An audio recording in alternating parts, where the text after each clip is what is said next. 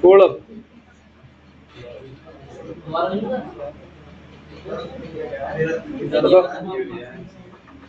पढ़ लेंगे अब जैसा भी है।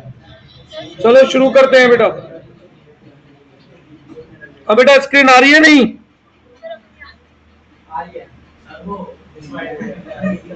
हेलो, नहीं आ रही अभी? रुक जाओ, देख रहा हूं।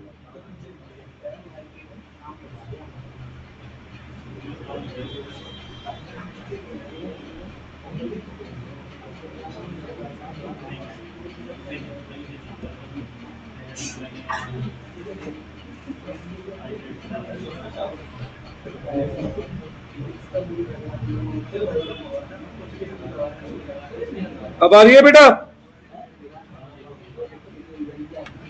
हेलो, ठीक है बेटा, चलो भाई।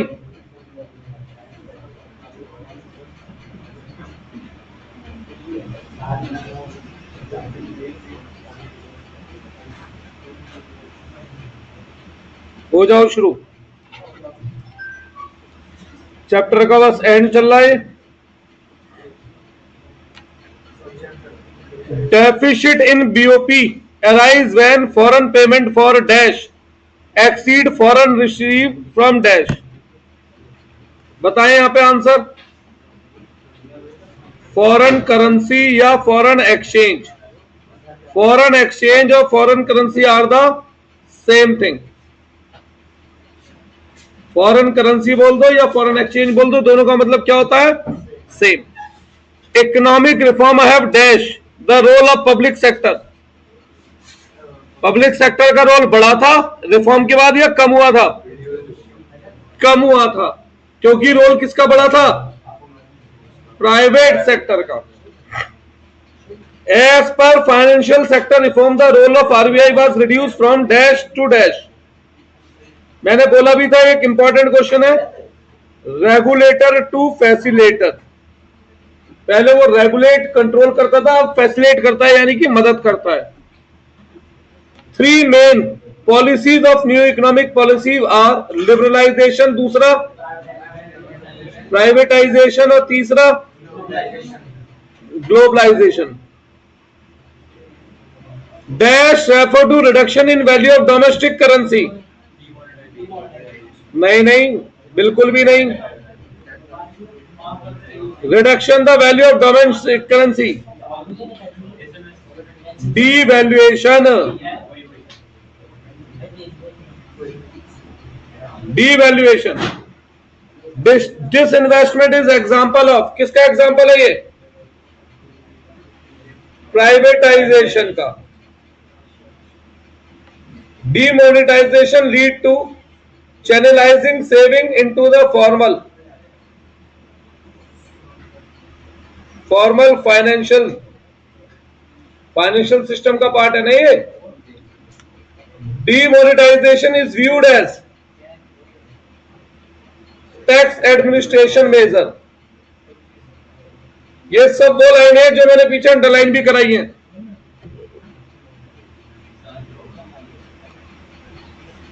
Increasing the role of private sector in the economy is called privatisation. Dash means opening the Indian economy to foreign investor and allow India investor to invest in abroad. Globalization. Under foreign exchange reform in India, exchange rate is determined by market force of demand and supply. ये सब वो लाइनें हैं जो हमने underline करी थी। सही है? एक काम करो, ये ट्रू और फॉल्स के आंसर बताना शुरू करो। Liberalization is a process of opening a large part of economy for non-government sector. नहीं, हाँ,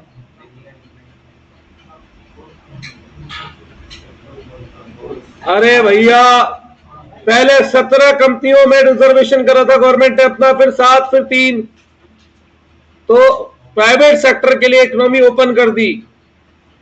condition impose by World Bank and International Monetary Fund was the main reason behind economic reform.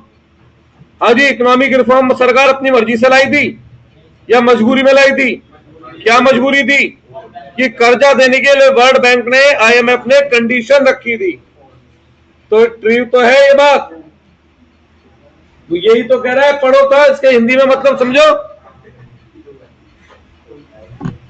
Increase in role of public sector was main feature of industrial sector reform. Financial sector reform lead to origin of private bank. बिल्कुल, private बैंकों को permission दे दी गई ना। अबे सारे to आ रहे हैं तो पहले वाले का क्या है? अच्छा, तो एक बात सुनो, लिबरलाइजेशन के अंदर इंडस्ट्रियल सेक्टर रिफॉर्म था? उसमें हमने क्या पढ़ा था कि कंपनी जो है लाइसेंस की नीति आसान कर देगी, जो कंपनी रिजर्व है फॉर गवर्नमेंट सेक्टर उन्हें डी रिजर्व कर देगी, SSC के लिए जो SSI के लिए जो रिजर्व है उन्हें डी रिजर्व कर देगी, मोनोपोली वगैरह परमिट। तो यार ये सब क्या है? हम इकोनॉमी का हिस्सा किसके लिए खोल रहे हैं? नॉन गवर्नमेंट सेक्टर के लिए तो खोल रहे हैं। अब इन भाई साहब को क्या लगता है, बुक वालों को, मुझे क्या पता।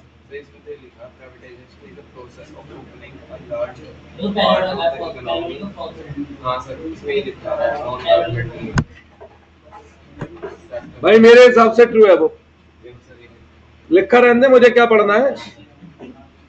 Objective of WTO is facilitate international trade. आया ना, ये भी सही है।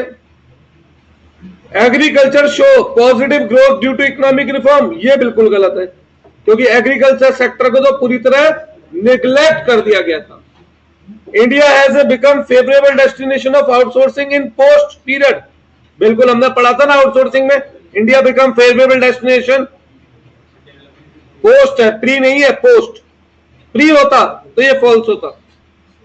As a result of financial sector reform the limit of foreign investment was raised to 35%। गलत। क्या थी ये? 75%, 51%। गेट में कितने मेंबर थे? ये मैंने अंडरलाइन करवाया था, एक बार ऊपर आके देखना पड़ेगा।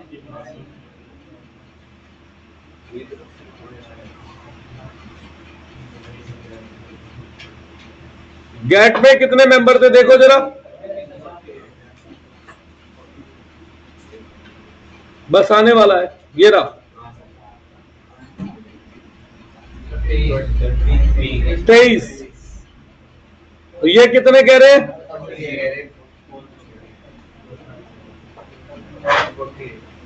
तो ये false, true.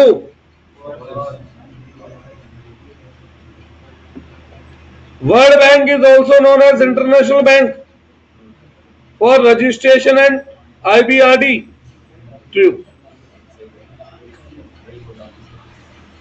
The policy of protecting, encouraging the growth of domestic industry, but at the same time provide, क्या लिख रखा है? Prove to be an impediment। ये क्या मतलब है भाई? इसका जरा कोई मुझे मतलब समझाना है, अंग्रेजी मेरी थोड़ी कमजोर है।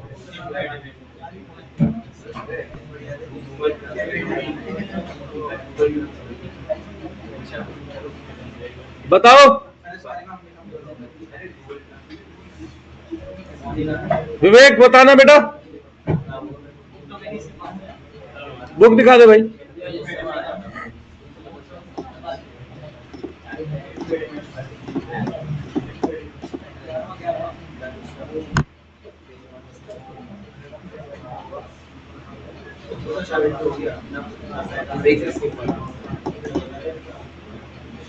क्यों तो कर दूंगा, पर है क्या ये, मतलब तो पता लगे जी।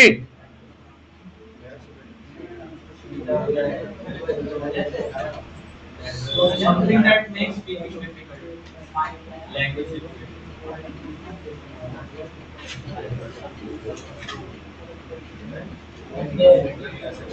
ये सही है, ये हर्डल ही तो बनी थी हमारी कि हमारे यहाँ की कंपनियां बिल्कुल काम करना धंधा करना बंद कर दिया एक तरीके से, ठीक है, घटिया माल बनाने लगी, कंपटीशन खत्म। Opening up of the Indian economy has lead to rapid increase in FDI, ये तो ठीक है। Public sector undertaking which are making profit should be privatized, क्या उन्हें प्राइवेटाइज करना चाहिए जो प्रॉफिट मेकिंग है? ये अपना सबका मत है, मेरा मानना है नहीं, इसमें ट्रू फॉल्स नहीं है, ये सबका अपना मत है, क्योंकि प्राइवेटाइजेशन के अगेंस्ट और फेवर दोनों में रीजंस है। समझ में आई बात बेटा? New economic policy 91 altered the role of RBI, बिल्कुल रोल चेंज कर दिया था, पहले फैसिलेटर था और रेगुलेटर था, अब उसे फैसिलेटर बना दिया था। WTO establish rule based regime, ये तो हमने पढ़ा ही था, बिल्कुल पढ़ा था ना ये।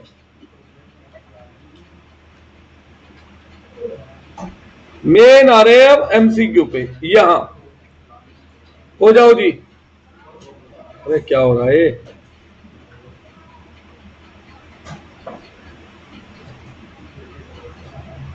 कौन बता रहा है जी, बताओ। Which of the following refers to relaxation of previous government restriction?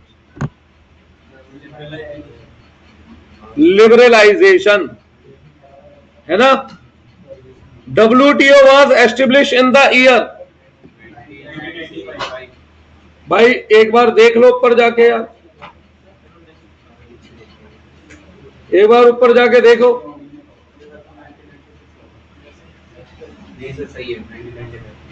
ठीक है, ये मैंने अंडरलाइन करवा रखा है, प्रूफ दूं? अब तो प्रूफ होते हैं ना। Arrange the following event in correct chronological order, सबसे पहले क्या हुआ? 1991,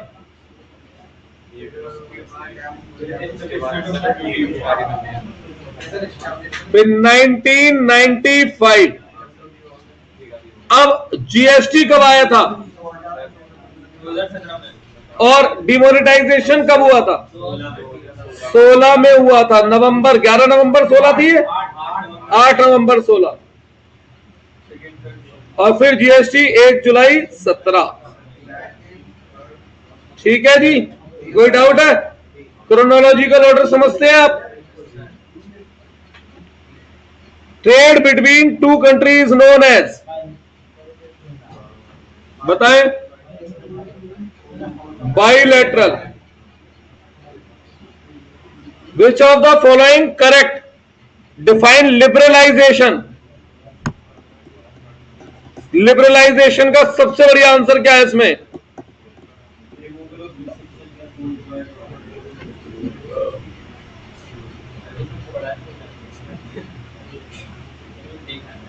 removal of restriction impose by government, economic policy announce,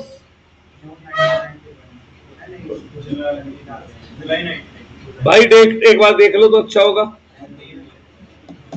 शुरू भाई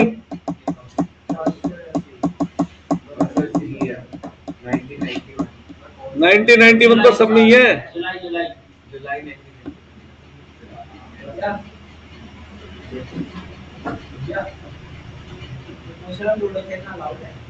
कौन खेल रहा है?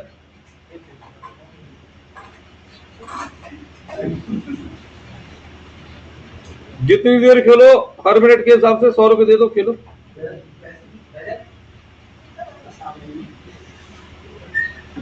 Dash refer to disposal of equity of public sector unit in the market. हाँ भाई विवेक जी, आंसर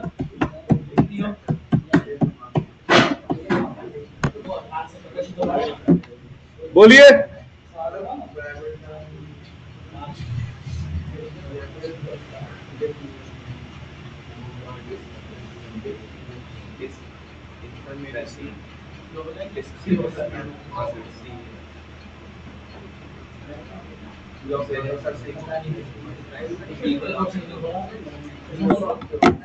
बोलिए भाई।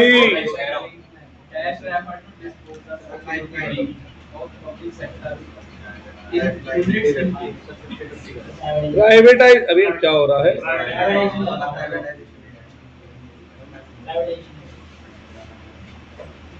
Cheaper imported goods were one of the reason behind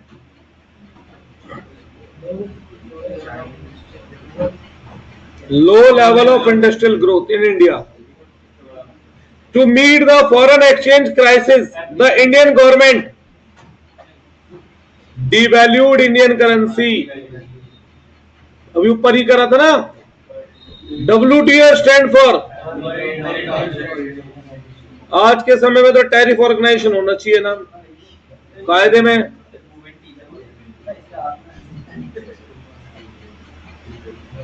भैया, government has now decide to further promote the development of mutual fund by throwing the field open to private sector and joint sector mutual fund in order to safeguard the interest of investment and to encourage healthy growth of capital market. A comprehensive set of guideline is being evolved. ये कौन से sector का reform है ये?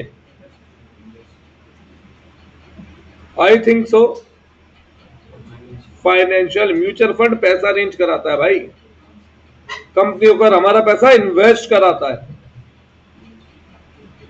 Which of the following sector reform were initiated by government under liberalization? सब है ये, चलो। Which of the following industries are reserved for public sector?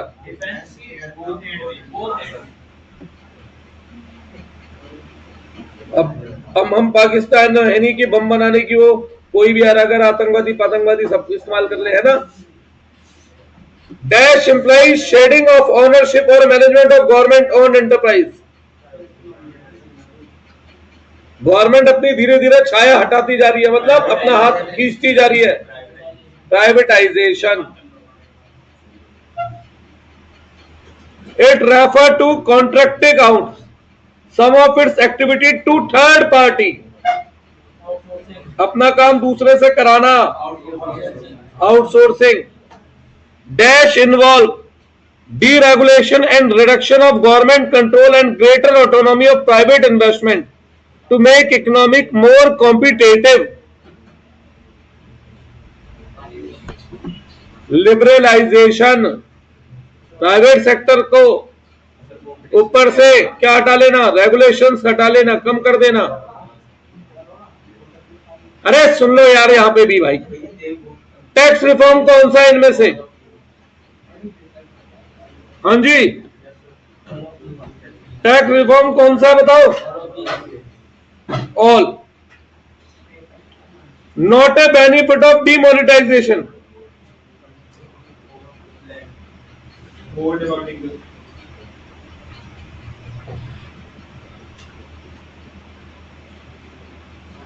more demanding customer,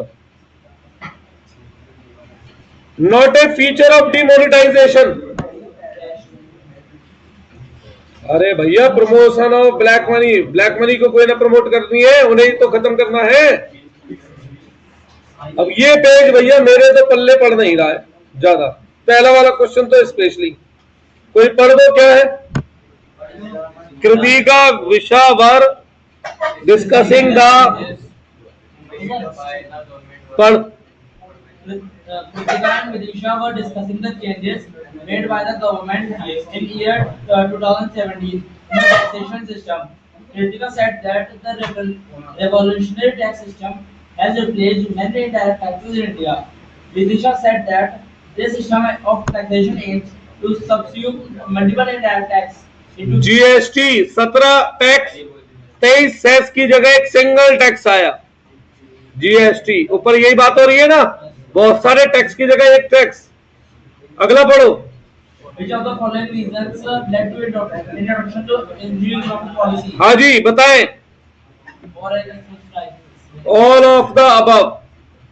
foreign crisis भी आ गया, प्राइवेट सेक्टर पब्लिक सेक्टर की performance बहुत बुरी थी, महंगाई बढ़ती जा रही थी देश में। 22वां पढ़िए। After agreeing the conditions of a dash, India announced a new economic policy. Both A and B. किसकी कंडीशन पर? Both A and B.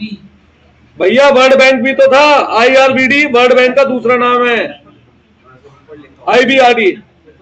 अब तो मैं भी पढ़ दूंगा। Dash and dash currency notes of Mahatma Gandhi series were band.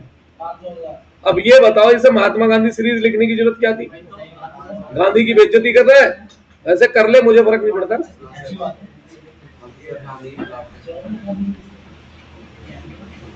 Dash was president organization of WTO से पहले क्या थी? Dash was the Indian finance minister in 1991। ये क्या बताना चाहते हैं कि वो काबिल थे या नाकाबिल थे जो डूब गए हम? On 24 July the prime minister Narasimha Rao announced the end of license Raj, and Finance Minister Manmohan Singh presented a historic budget that roll out the dash। सबकी तो बात बताई थी उसने, उसी दिन तो LPG आया था। चेयरमैन ऑफ GST काउंसिल, मैंने ऊपर टिक करने करवाया था कि इसे पढ़ देना।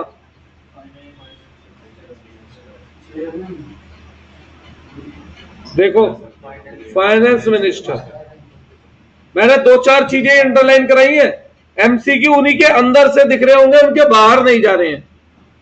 उतना तो पढ़ लेना। वैसे मैं इसकी सारी PDF एक साथ भेज दूंगा बनाकर, है ना? आप सीधे सीधे पेज भेजते तो अच्छी अच्छी PDF मिलती आपको भी। कौन है बताओ? Opening of the economy to economies of world. LPG stand for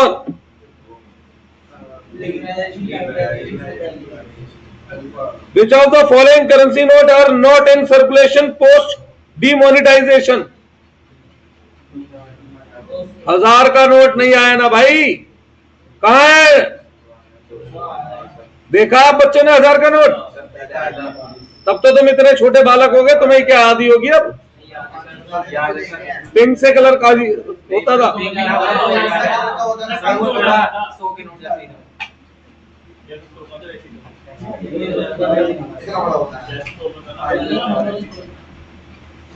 What status were granted to public sector undertaking to improve their efficiency? सारे ये, जो जितना काबिल वो उतना बड़ा रतन, जितना कम काबिल उतना छोटा रतन।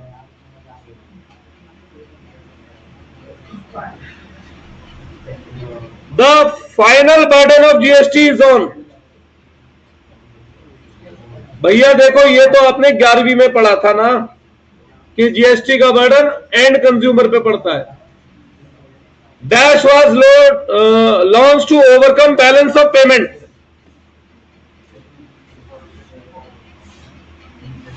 भाई इनमें से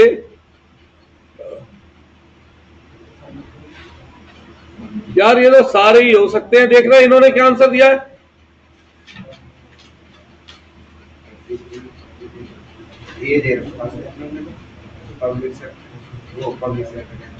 फॉरन, ठीक है ठीक है ठीक है। बैलेंस ऑफ पेमेंट की बात हो रही है ना। Prior 1991 Indian economic policy give more importance to public sector को थी 1991 से पहले। प्राइवेट के तो गर्दन पकड़ के बैठे थे ये लोग। Which of the following statement correctly represent action taken by government toward liberalization? बताएं, इनमें से लिबरलाइजेशन में क्या क्या कवर होगा? हाई टैरिफ नहीं, डिवैल्यूशन ऑफ रुपी क्यू, allowing private bank to make decision independent of RBI Q and R, Which of the following policy were adopted to increase competitive position of Indian goods? बताएं।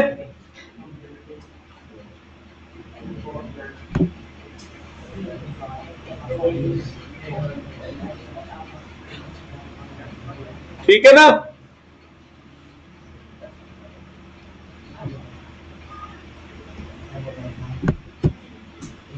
Which of the following fall under the role of WTO?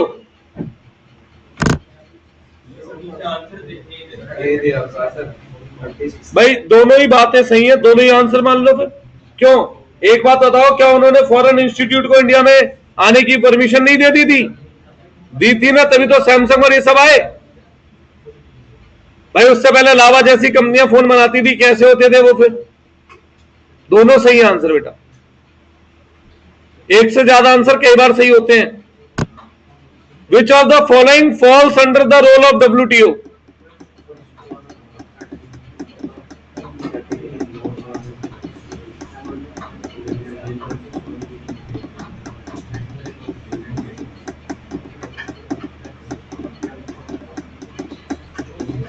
देखो इसका answer मुझे तो सी भी लग रहा है, D भी लग रहा है। क्या है इनका answer? C.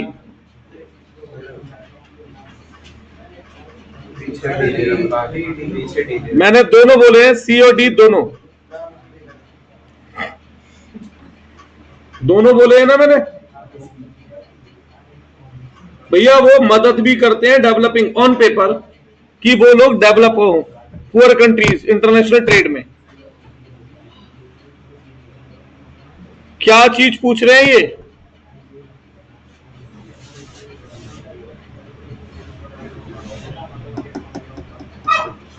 C Rajagopalachari, a founder of Swatantra party, coined the term permit licence raj. मैंने आपको बोला था ना उस समय के समय को लाइसेंस राज कह के बड़ा ताना दिया जाता था सरकार को। To encapsulate the party's frustration with Nehru's policy, writing in the magazine Savaria, I want the corruption of the permit license rounds to go. I want real equal opportunity for all and no private monopolies created by the permit license Raj. However, these private monopolies inducing the corruption that, मतलब क्या बात कहना चाह रहे हैं बताओ?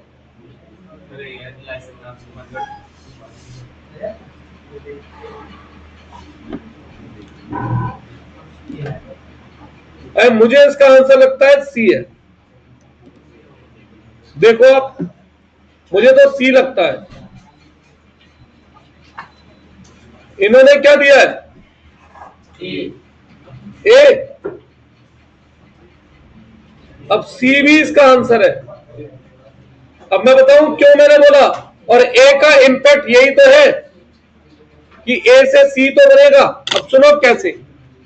मैंने example दिया, गाजियाबाद में 50 टीचर है अकाउंट पढ़ाने वाले, सबने भैया मजबूरी में कंपटीशन में फीस 1800 2000 रख रखी है। अब अगर सारे मिलकर के एक बड़ा इंस्टीट्यूट खोलते हैं तो बच्चों के पास क्या कोई सेकंड ऑल्टरनेट है? अब वो फीस 4000 कर दे तो मजबूरी में देने पड़ेंगे आपको, क्योंकि आपके पास कोई ऑल्टरनेट नहीं है। तो मोनोपोली क्रिएट करने से ये होता है। और पहले इस पॉइंट को जोड़ोगे तो दोनों मिलकर के काम कर रहे हैं, ध्यान से देखना। आया ना? सही है? अरे एक मिनट बेटा, एक मिनट। सब तो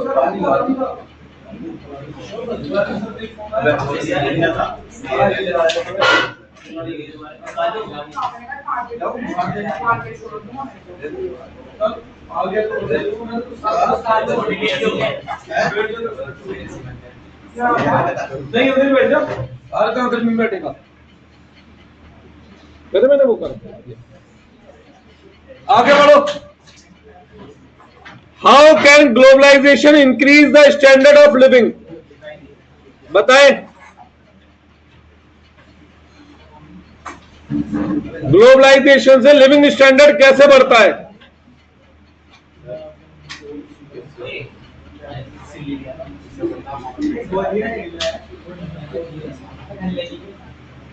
देखो सुनो, एओडी दोनों ही ठीक है भाई। एक तो ग्लोबलाइजेशन से हमारे पास वैरायटी ऑफ प्रोडक्ट हो जाते हैं देश के विदेश के, दूसरा क्योंकि कंपटीशन बढ़ता है तो माल थोड़ा सा सही रेट पर भी अवेलेबल होता है। Outsourcing more intensified in recent time, कौन से सेक्टर की वजह से?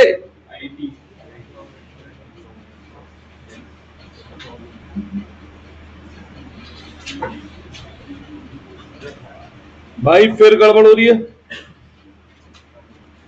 Prior to economic reform banking institutions were subject to too much control by the RBI. Control करती थी ना बैंकिंग इंस्टीट्यूट को, तो जरूरत से ज्यादा रेगुलेटर थी वो। Economic reform did not benefit the agriculture. Identify which of the following statement is incorrect. अरे बस, कौन सी स्टेटमेंट इनकरेक्ट है बोलिए।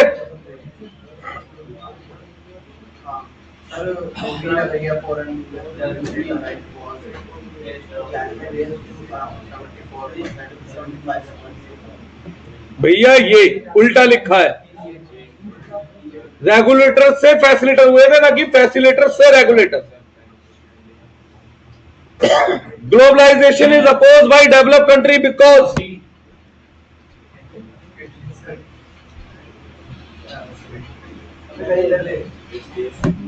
उनकी अपने देश में बेरोजगारी होती है। अमेरिका के लोगों में बेरोजगारी क्यों रही है? क्योंकि वहां की कंपनियां भारत को आउटसोर्स कर रही है। पढ़ाया था ये, why often developed nation oppose, है ना।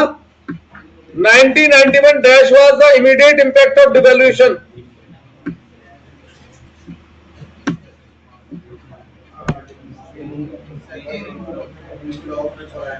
यही तो करने के मोटिव से किया था। From the following statement regarding GST incorrect बताओ।